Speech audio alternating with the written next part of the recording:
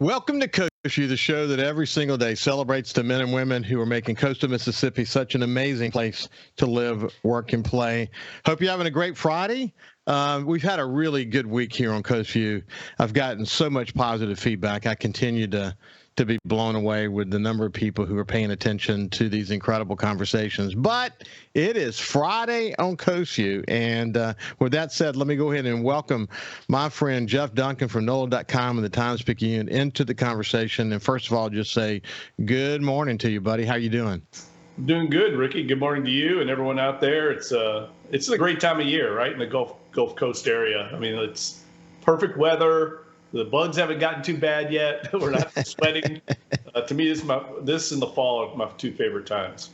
I love it too, man. Most, the listeners know this. You probably know it too. I'm kind of famous for being an early riser, and I get up early and hour or two before the sun wakes up and, do some reading. But man, this morning, as soon as the sun started to break, I hit the yard, and my goal today was, I call it the lower 40, but it's our yard that's on the other side of our bulkhead that goes out toward the marsh. And when you're on the back deck and look at it, it doesn't seem that big, but I have a battery powered lawnmower, really good one, I might add, and it's a 2-battery mode when you're down there. But I just love, I love this time of year. I love getting the exercise. I love getting down there, making it look good. I'm doing the read the Bible in a year process and had Father Mike in my ear the whole time, going through the book of John. And anyway, so it's kind of an inspiring morning for me. But anyway, yes, it's a beautiful time of year. Fishing's going to be cranking up. We'd actually be headed out doing some fishing Saturday, actually, if it weren't for just a terrible forecast. So it is what it is. But that's the way it is and on the coast, isn't it? Yeah, this is a good time of year. The fish start moving in. We see a lot of spawning. I wish I could get out more. I've been working on this Gleason book, and it's kind of got me handcuffed to my writing desk, but I'll get there. I'll get back out on the water as soon as we get done. Well, we're gonna talk about that now. For the audience, you should know because of the way that we're able to pencil Jeff in. We're actually recording this on Thursday, so this will run Friday. So when this airs, we recorded it literally 24 hours ago. We'll talk a little bit about the Masters to crank the conversation up. Obviously, by the time this airs, we'll sort of know what day one looked like, but we'll still let you know sort of what our thinking is as of this moment. Man, the activity, especially as you think about leading up to the draft, you got pre-draft visits that are happening, lots of cool things happening. Jeff and his team at NOLA.com and the Times-Picayune have been getting together and sharing what their analysis of the needs for the Saints are going to be, and we can talk a little bit about that as well. I want to spend some time also talking about the Pelicans, man. I mean, they finally put some a good stretch of games together. They Brandon Ingram has been. He's had a little bit of inconsistency lately, but he's been playing lights out, and looks like Pelicans get to continue on at least for the time being. So we'll talk about that as well. So and by the way, at the end of the conversation, I want to circle back because we have a whole show together. I want to talk about. We've kind of hit at it, but I want to get in a little bit more deeply about your work with Steve Gleason and the process that you're going through to write his book. And I just think getting the insights about that, what an incredible lesson for all of us to learn about how to overcome adversity. And I know that's what this book is going to be about. So with that said, let's come back up to the Masters. I've got my thoughts, but before I weigh in, sort of frame the Masters, man. This incredible, epic event that happens every year. Well, I'm going through a lot of FOMO right now, Ricky, because I've covered the Masters. I covered it numerous times in my career, and haven't been back in a while. But every time the tournament rolls around, it really I have some fond memories going back there. I can remember. My mentor at the Times-Picayune, Peter Finney, always told me that event and the Kentucky Derby are must events for you as a columnist. And he's right. I mean, it is unparalleled, I think, as far as from my seat as a columnist. I mean, the spectacle of sport, the tradition, the history. I'm not even talking about how beautiful the golf course is. I mean, it's immaculate. Everything you hear doesn't do it justice until you get on the course and just see. I mean, there literally is not a piece of trash anywhere. And I know that sounds crazy, but there isn't.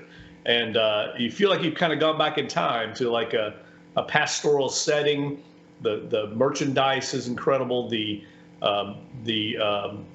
concessions are still like frozen in time. You can get a sandwich for like $2 and $1 for a soda drink. It's an amazing event that they've managed so well, and they know exactly what they are. They have never veered off of it. They've maintained their tradition, and you can just hear the reverence in the players as they speak about the tradition and the excellence that standard that they've held that golf course to over the years. So yeah, it's everything and more. And I really encourage anybody, you can get into a practice round, get into the par 3 event early in the week, anything, just to get out there on the course. I wholeheartedly would recommend it. It is a bucket list experience. My two brother-in-laws, Peter Bohanovich and Alan Picard, actually got a chance. They do I guess it's a lottery, but they got the draw and they went Sunday. And the early reports have been, it was just what a great experience. It's interesting, man, because I played golf every now and then when I was younger. I kind of enjoyed it, but I never really had the time to get good at it. I mean, spent a lot of time fishing and hunting, and then as my kids got older, I coached soccer for a bunch of years and baseball and all of that. So I really never was able to devote the kind of time to it. And then later in my career, I was traveling like a wild man and involved in strategic initiatives. It just never was in the cards. But I got introduced to golf because of Tiger Woods as an observer of the game, not because I played the game, but I enjoyed watching the game because of Tiger Woods. And because of that, I got more zeroed in over the many years to the Masters, and obviously became more aware of what it is and what it means to golf, and all the traditions around it, the beauty of that golf course, how difficult it is to win. I mean, how you have to have it all together from the mental game to every aspect of your shooting. Came to really appreciate that. But, I mentioned before we started the show that when I was, young in my life as a publisher, and even before when I was a vice president of operations, a lot of the newsprint vendors, some of the newsprint vendors actually were members of the club. And so I had invitations to go to the Masters almost every year. And I didn't understand what I was being asked to go to. I look back on it now and I think to myself, Lord, did I blow it? Because I had this chance I even had a chance to play it once. But again, I just didn't appreciate what it meant. But I do now. And man, I woke up this morning thinking, man, this is round one. And it's just going to be a fun next few days, having the family over Sunday, for the finals and all. It's cool. It's kind of fits this time of year, doesn't it? Well, I think it kind of signals spring to all of us, the Masters. They hold it this week for a reason, because it really is when the perfect time of year for the fauna there to all start, all the flowering trees and bushes that. The azaleas. Yeah, the azaleas. Wow. It's just so beautiful there. It's all coincides with the springtime in that part of Georgia, and the way I look at it, Ricky, is that we have certain stages in sports, right? And this is the stage, the pinnacle for the world of golf. It rotates around. Some of these stages rotate in other sports, right? It rotates in the NFL. We have different Super Bowl sites, Final Fours, different sites, but in golf, this is the stage. And so anything, I think, as a spectator or as a media representative, any type of event where you see the pinnacle of the sport and that history is made every time that tournament is waged, it just kind of raises it to another level. You see, the drama and the competition at the highest level. These guys, all these pros, all work all year early on for this event. I mean, this is it. No one skips the Masters, put it that way. Well, and what's interesting, there's this kind of sub-storyline that's really big time, and that is that the LIV golfers are actually golfing in the Masters. And I watched a LIV golf tournament. It was either last weekend or weekend before last. And to be quite honest with you, it was hard to watch. I found the graphics weird and moving. And when they toured the golf course from an aerial point of view, that moved too fast, and they had their shorts on, and they weren't. It was weird. I just did as a spectator, I didn't like it. Well, I might have been biased by the fact that I don't like live golf, period, for all the reasons that you and I so love journalism, and what unfortunately what this tournament stands for in terms of Saudi Arabia and bad decisions they've made along the way and all that. But when we come back on the other side, I want to get your view on how you think all of that's playing out. I think it's kind of been calm so far, but we'll get your point of view about that as well. We'll see Jeff Duncan on the other side. Welcome back to Coast Vue. We're talking with my friend Jeff Duncan from NOLA.com and the Times-Picayune, and he's just an overall sports expert. Obviously, as he mentioned, he's covered PGA, especially the Masters. He's covered horse racing. He just sort of a sports aficionado. Most sports guys are. He's a Saints expert. He pays a lot of attention to LSU and the Pelicans. And right now we're just talking about the Masters, and sort of, you could say a collision course was sort of charted when Live Golf was created, and then the Masters board said we would invite Live golfers to be part of this. Now they're all coming together. Yeah, I would say it's been kind of muted for the most part. What's your view on it? Yeah, it's the first time these guys have come together on the same course this year, and a lot of them have talked about it this week during the press conferences. And you're right, it hasn't really been an issue, at least from the players' point of view. Everyone seems to be cordial. I don't think there's any kind of look. There's a subtle undertone there. It was going to be a news story for sure because it's the first time they've come together, and it's not the last. They'll be at these major events where they play together. But it's certainly something I think going forward that's going to evolve, and we're going to see how this Live Tour survives. Will it survive? Will it have staying power, or is this just a kind of a 2-year flash in the pan type of event where the Saudi government is basically trying to make a money grab and PR wash of its legacy? So I'm not sure where it's going, but I know it's already created ripple effects on the PGA Tour, and some of them I'm a little concerned about. I mean, being over here in New Orleans with the Zurich Classic, which I cover every year, that's coming up in a couple weeks. It's a non-designated event. They're talking about having these designated tournaments now on the PGA Tour, and it really kind of makes things like a have and have-nots of the major tournaments now. And trying to get the Zurich on the map and become a designated event. Are they going to make this a rolling type of designation where every other year the Zurich gets to be a designated event? There's just so much right now. So many moving parts to the story of how Live Golf has affected the PGA Tour and the future of the PGA Tour. I think we still don't know the answers to. Well, let's face it. You got golfers like Phil Mickelson and Dustin Johnson, Koepka. They weren't necessarily big fan favorites to begin with when just in general, just because of the approach that they took. Cameron Smith, on the other hand, I've read where he's got a bit of a chip on his shoulder, so he wants to prove that live golfers can measure up.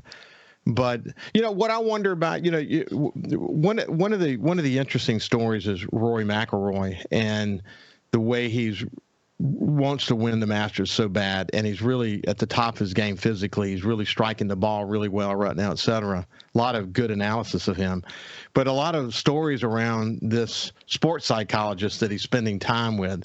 And I think, sort of that's a symbol of what most of these players have to be thinking about. And that is that once you bring the skill, the Masters is a head game. Well, golf is a head game, but Masters is really a head game. And Roy's trying to master that. When you think about the head game part of it, I wonder what's in Phil Mickelson's head, though. I wonder what's in Dustin Johnson's head and Koepka's head about whether, how they're friends, because these are friends of theirs, how they feel about them, how the general public, on the course, how do they feel about them? I wonder how it affects the head game part of it. That's something I'm curious about. Yeah, well, it's going to be interesting to see how they perform this week, right? I mean, there's a lot of pressure at the Masters, obviously. Phil Mickelson's won this event, multiple times. He's one of the best on that course. He's not playing the same level of golf he was, years ago, but he's shown that he can come back and win in his 50s. So it'll be interesting to see. Cam Smith is one of the elite golfers in the world. And I think right now the storyline going into this is that there really have been the big three that have kind of separated themselves from the rest of the tour: Rory McIlroy, Jon Rahm, and Scottie Scheffler, the defending champion. How are they going to perform, especially a guy like Jon Rahm, who's played so well there but hasn't broken through and got his first green jacket? Rory McIlroy, we know, has never won there. To me, those storylines, regardless of the live, are going to play out because of the historic nature of the Masters and winning that event. To me, that's the storyline there. Those three guys, will they continue to dominate like they have so far on the tour? Yeah, Scheffler has looked amazing, man. I mean, all three of those guys have looked amazing. And then Jordan Spieth and Justin Thomas they're coming in on they're also building back ahead of steam after each of them had sort of they had a lull in their career, especially Jordan, but they seem to be maturing now. Interesting, they're good friends and they fly together and do all this. They practice together and whatever. But man, they're on a roll. So I mean, these young guys. It'd be great to see these young guys come along and start dominating the game and bringing viewers back to the game, sort of in the way that Tiger Woods was able to. We'll never see what Tiger did ever again. But this week, I watched they actually showed on the Golf Channel the 1997 Masters kind of retrospective when he won his first Masters and just destroyed the field. And I mean, that was unbelievable. I'd forgotten just how remarkable it was. I mean, he was his first year as a pro, and he set a record. And we'll never see another. I think Tiger Woods. I don't believe we'll ever see someone at that level. But there are so many. What I mean is dominate at that level, because there's so many good young golfers now. I mean, the competition is fierce. We see it every year. It comes to the Zurich. These young golfers come through here. I learn about them, tell their stories. And then you see them go on, guys like Max Homa and Victor Hovland. Any of those guys could win. Xander Schauffele won last year at the Zurich. He's going to be a contender. We haven't mentioned Sam Burns, the former LSU player. I think he's got a great chance this week. There's so many good players if you just get hot at the right time. But you're right, Ricky. I mean, I've covered this event a bunch of times. It's so subtle. The mental makeup is so important at this event, because this tournament, this golf course, it's more about not making mistakes than it is about playing, scoring. It's more about avoiding the disastrous rounds, because it can happen so quickly there with the subtle undulations of the green. I mean, if you haven't been to the course and walked it, and the TV doesn't do justice to the elevation and the undulations. And I mean, none of these greens are flat. They're all arced and have these subtle dips and hills and slants. And until you get out there and see them and see how fast they are and how difficult they are, you really appreciate how hard it is to score there. Yeah, the viewer, the thing about watching it on TV is that you do have a sense that it's mostly flat. But what I would ask people to do is watch some of the players on some of the holes when they're walking, and they're actually leaning forward. And they're leaning forward because they're literally walking uphill, or they're leaning backwards and they're actually walking down the hill. But one of the things that was really noticeable when in the par 3 tournament they had, which is a lot of fun to watch because they got their family and their kids and all that. But man, how fast those greens are, man. I mean, you just have to just tap that ball and it's going to go 15 or 20 feet. Man, the nuance of that, holy mackerel. If you can't putt, you will not win the Masters. There's no doubt about that, is there? No, I mean, your short game is really critical here. And, being able to control the ball off the tee, to put yourself in position to fire at these pins, because where the whole placement each round is so critical, and it changes obviously every round. But you're right, the speed of the greens. And I've never been on another golf course where you actually have putts where you're actually putting away from the hole. And the ball will end up in the hole. I've never seen anything like that. And it's so fun to watch the strategy and see the mental approach that these players take. to getting through a round. Yeah, I mean, obviously this wasn't putting, but on the holes in one that were made during the par 3 deal, you could see, I mean, they would hit 20, 30 yards above the hole, maybe a little bit to the right with that backspin, and then it would almost seem to come to a stop 10 feet out and just continue to roll right toward the hole. But that's why it's so much fun to watch. Hey, listen, one other thing, Wright Thompson with ESPN.com actually picked Tiger Woods, and all the guys, they picked their guys, and he had one sentence. He said, just because it would be so much fun to watch. Right. So, oh man, if Tiger won this thing, I mean, I don't know if he will. It sounds like they're not going to get a great break with the weather this week. That's unfortunate, and we know Tiger coming off of his accident last year. That's what happened to him. I mean, the weather turned cold, and he's got a lot of hardware in his right leg from that accident. And it doesn't work well with cold weather. So let's hope that the weather cooperates. It looks like they're going to get some rain, though. But that also adds an element of strategy to the event. Certainly seen many Masters played in the rain, and so that'll play out. But I don't know if Tiger is even at that stage yet to where he thinks he can win right now. Well, listen, by the time you listen to this, we will already sort of know kind of how this is starting to stack up, but it'll be interesting to see if any of what we just said is coming to fruition. There's always a surprise in the Masters, always a surprise. And now that when you're listening, it's day 2, there might be already some surprises emerging. Hey, when we come back, we're going to talk Saints and Pelicans. We'll see you after this break. Welcome back to Coast Vue. I have my friend Jeff Duncan. I really enjoyed that conversation about the Masters. It's on everybody's mind, especially if you enjoy sports. Even if you're not a golfer, you probably watch the Masters, just like I do. So, man, as we barrel toward the draft, we've got some interesting visits happening with the Saints, and you guys you and your team have been sort of placing your bets on what you think the needs are going to be and how they're going to be dealt with. But let's start with some of the visits that you're seeing. Well, let me explain to listeners and viewers these what they call top 30 visits. Every team gets to invite 30 different draft prospects to the campus, if you will, to the headquarters, fly them in, and get a chance to visit with them. Usually it's a full day type of visit.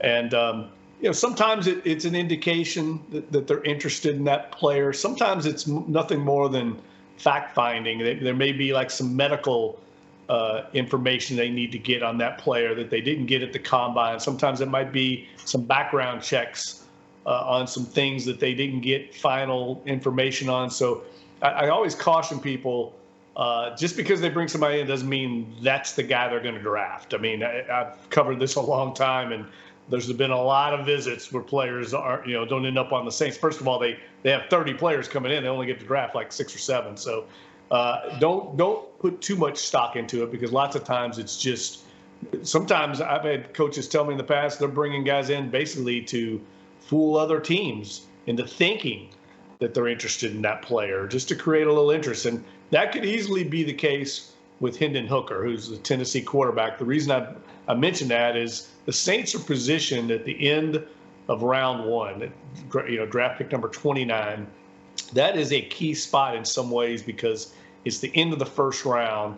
And when you draft a player in the first round, you get control of them for 5 years. So a lot of quarterbacks are taken toward the end of the first round because as a team, you can get that quarterback on a rookie contract for 5 years.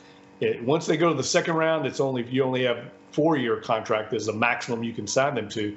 So a guy like Hendon Hooker, if you think he can be your long-term quarterback, you can get him on a 5-year deal. That's a key spot at the end of the first round where he's being projected to go. If you can create the illusion that you might draft him, some team might want to come up and get ahead of you or actually trade with you to get into that spot to take him. So I wouldn't, there's a lot of subterfuge and stuff that goes on at this time of year. I'm not saying the Saints aren't interested in Hendon Hooker. I'm just saying there's a lot that goes into these visits sometimes that more than meets the eye, put it that way. Some serious chess playing going on. And by the way, the Saints have done so good with drafting later in the round, in later rounds, some really good players, and in some cases not drafting players at all and getting them in here as undrafted free agents they may not want to show their hand on those kind of players, wouldn't you think? Yeah, I mean, a lot of times, I'm writing a column, so good timing on that, Ricky. I'm writing a column this week on the history of the Saints and the undrafted players that slip through the cracks for whatever reason and end up not getting drafted, and they basically become free agents, and it's really a hectic period. But the Saints, you could make an argument right now, 3 of their top offensive players, Taysom Hill, Rashid Shaheed, and Juwan Johnson, the tight end that just re-signed with them, all were undrafted players. And they're 3 critical playmakers for the Saints on offense. And Carl Granderson, who's going to be their starting right defensive end, didn't get drafted. They got him in the undrafted ranks. So you can't overlook that phase of the draft. There's different reasons that players slip through the cracks. I mean, the guy I'm writing the book on, Steve Gleason, played 8 years, wasn't drafted, was the special teams captain for a number of years. So it happens every year. We see the Saints get these players, and they turn them into productive guys into their program. So your team got together, you among them, and y'all decided. You shared what you believed the Saints were going to do in terms of what positions they would address. What was your view? Did you hear anything interesting from your other team players, or basically you're all singing from the same hymnal? Well, I just think it's kind of a fool's errand trying to figure it out. Even the Saints don't know, Ricky. I mean, when you're down that low in the first round, you're the victim of circumstances ahead of you. So many teams are drafting ahead of you. You're trying to do your due diligence to figure out how the draft's going to fall, but you never know. Every team is different. All it takes is one team to pick somebody that no one else expected that they have high on their board, or make one trade, and it just throws everything into a wrench. So the Saints, that's what their director of college scouting, Jeff Ireland, and his staff, the scouting staff, and Mickey Loomis and Dennis Allen, that's what they're doing here over the next couple of weeks, is trying to figure out who might be available. We always called it the bullpen or the cloud of players. They have a handful of players, but the way I try to tell people about when you're drafting at this spot is the draft board's always set up with grades, and usually at the lower end of the first round, you're getting, it's not one stacked vertically with a bunch of players, 1, 2, 3, 4, 5, 6, 7, 8. It's not like that. It's a group of players at different positions that all have the same grade. It might be a 6.5 grade, and you might have 2 offensive linemen, a linebacker, a safety, a quarterback, and they all have the exact same grade, meaning they're all going to probably end up being this level of player in the NFL. And that's why when you say who they're going to take, well, it all depends on who's there at the time and the grade that you have on that player. And so, the need that the Saints have right now, in my opinion, the greatest need they have is defensive tackle and interior defensive lineman. If there's somebody at that position that is graded, in that group that we're talking about, that's who I think they'll probably take.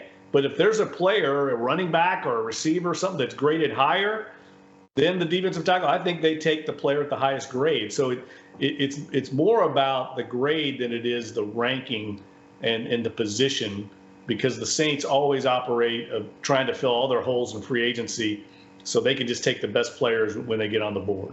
Well, as you pointed out many times in the past, we are lucky to have Jeff Ireland. He is unique in his position, maybe a competitive advantage for the Saints. Is what makes him so good his ability to grade? What's his magic?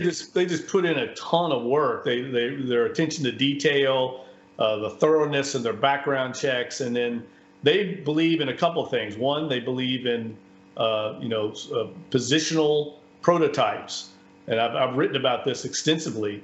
They want big guys. They don't believe in smaller players. Now, they will make exceptions, but for the most part, they have physical prototypes. That's why you see their defensive linemen are all 6'3", 6'5", offensive linemen. They want their corners to be above 6 feet tall. You won't see them draft a 5'10" cornerback. They just won't do it. Now, they might do it in the 6th round, but that player is going to get downgraded because he doesn't fit their prototypes.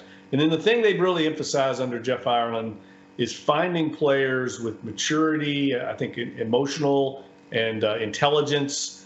They want players that love football, that might come to New Orleans and not be tempted by some of the temptations we have here, that are into becoming professional athletes and understand the rigors of that preparation schedule during the week. So they put a lot of time in peeling back the onions on these prospects to figure out, who is into the game, who's emotionally mature, who can handle getting paid millions of dollars and not let that go to their heads. There's just a lot that goes into it. And they would rather, I think, take a safe pick.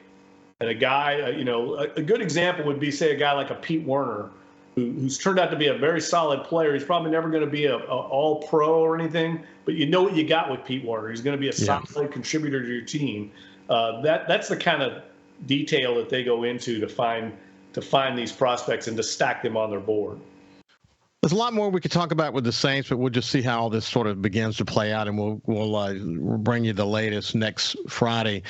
Coming to the Pelicans, were about dead on the vine, and then they went over a stretch of 7 games and won 6 games out of the 7 games. And Brandon Ingram, as I mentioned, just had a hell of a run. What's your current thinking, and what's the latest on Zion? Well, the Zion news is encouraging. I look, everything I've heard, he wants to play. I mean, they've had meetings. I think he's close to playing. He's going to have another medical eval on Saturday morning. And if everything's good, he might practice Saturday. We could see him in a game against the Minnesota Timberwolves this weekend. It'd probably be very limited, but I think that would be a huge momentum boost. I think it would give the team a lot of confidence. Certainly the fan base would be energized by that. I mean, he's missed so many games for so long. Just to get him back out there, I think, would be huge for the rest of the team, even in the limited capacity. He's such a difference maker and a great way to go into the playoffs. It looks like that big win they got against Memphis this week. I mean, they were down 19 points at one point, come back, get into overtime, win by 7 against a rival. That was huge. It certainly puts them in position to make the playoffs. Now, I think they're going to get in. Now, what level will they be in the play-in? Are they going to, try and get a seeding? I don't know. There's still too much left at this stage to figure out. But I think they're clearly going to be playing beyond the regular season. It's going to be fun to watch, especially if Zion gets back. It's going to be fun to watch. A lot of players have stepped up in Zion's absence, and that's why you were able to have that stretch. Hey, when we come back, we're going to shift the gears entirely and spend the last segment just talking about the latest in Jeff's efforts working with Steve Gleason to write his inspiring book. We'll see you after this. Welcome back to Coast. You always enjoy catching up with Jeff. We're going to kind of shift gears for a minute and talk about Jeff's effort working with Steve Gleason to write his inspiring book. And one of the things I was thinking about this morning, Jeff, is that when the Superdome opened and the Saints won that game against Atlanta and Steve blocked that punt, it was, I've said this before, but I was having an out-of-body experience. I mean, maybe it was all the stuff that the Katrina and waiting for the dome to be rebuilt, the difficult time the Saints had the year before just to pull their season together. And then when that punt got blocked, and then you had that incredible halftime show. Oh my gosh, man. I mean, everything about that game was an out-of-body experience for me. And now I look back to it, I'm not the only one who felt that way. I think we all felt an out-of-body experience. But because it was coming back from Katrina. It was a great game. It was everybody was together. There was a sense of brotherhood. And Steve Gleason got seared into the souls of Saints fans and this team in ways we could have never imagined. And then look where we are today. I mean, it's amazing to me that what has happened since then. But that was an incredible moment, and Steve did become part of history of this organization in that moment, didn't he?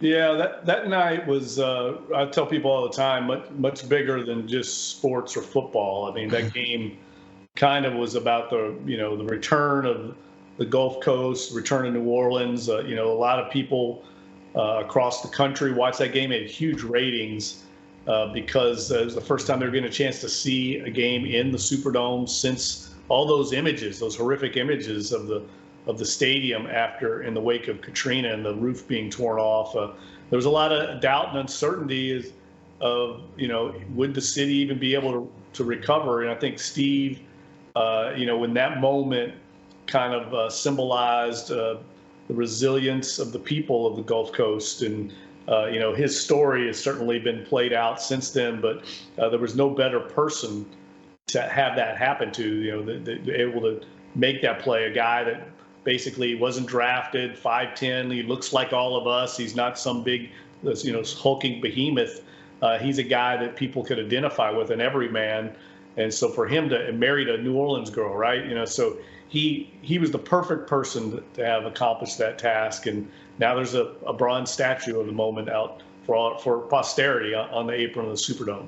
I was literally about to bring that up. And we've talked about running through the French Quarter and along the river, but one of my runs actually took me to the Dome, and then I would run around the Dome. And every time I passed the statue, it just, there's something about looking at that statue. First of all, it reminds you that it reminds you were there and what that special moment was. When you look at the statue, it seems like so long ago. I guess in a lot of ways it was a long time ago, but how are people going to look at that statue 20 years from now, 30 years from now? Because it will always be there. It's just an incredible reminder of that moment. Anyway, what's the latest, man? How are you doing with the book writing, and how's it coming? Well, it's funny you bring it up, because literally right before we recorded the program, we're talking about the statue unveiling in the book. We're writing about that right now, and we're including the inscription on the statue in the book process. So we're talking about it. And look, I'll give a little insight into that day, because Steve's writing about it as we speak. That morning, as he was getting ready for the statue ceremony, which was going to have the mayor and the governor, of course, Tom Benson was there, a bunch of his teammates. And that morning, he struggled physically to even get out of bed. He had an accident in the bed. It's the juxtaposition of the reality of his existence, that he's going to basically have this heroic moment where everyone's going to honor him, and yet his physical decline at that time, 2014, was real, and he was losing functionality of his body. And he's writing about the emotions of that day of everyone's treating me like a hero here. I'm basically being memorialized in this statue, and yet I can't even hardly get out of bed that day. So it's the reality of where he's at with this disease. It's extraordinary that he's still going strong. We're now coming up on year 13 of his diagnosis, and he's still cranking out. I watch him every day. The attention to detail, the effort that he took into forging an 8-year NFL career, I see it every day on this book project. He exhausts himself in the mission, and it's easy to see why he was so successful as an NFL player and in life in general, with the work ethic and the passion that he exhibits every day. He had to have gone through so many stages in the process of writing this book, because he's having to relive all these incredible moments. But at the end of the day, the book will finally, when it's in the final analysis, be as much a book about life and overcoming adversity than it will be anything else. Yeah, there's no doubt. It's really less about the disease and less about football. All that's in there. Trust me, it's a memoir of his life, but it's mainly about how you deal with adversity in life, and Steve's lessons learned along this extraordinary journey that he's on. He and Michelle both. Michelle's a prominent character in this book, as Steve wanted, because it's really their story as much as his. What an honor it is for you to write it. And as we continue to have our conversations in the day and weeks and months to follow, you can share, how your life has changed as a result of it, and how people's lives will change when they read this book. Anyway, Jeff Duncan from NOLA.com and the Times-Picayune, man, it's been a great pleasure, my friend. Thank you for joining us today. Thank you, Ricky. Have a great weekend. We'll talk next week, buddy. You bet. We'll see you next week with Jeff, and see you Monday for Coast Vue. Have a great weekend and enjoy the Masters and some maybe a little bit rainy weather, but we'll make the best of it. See you Monday.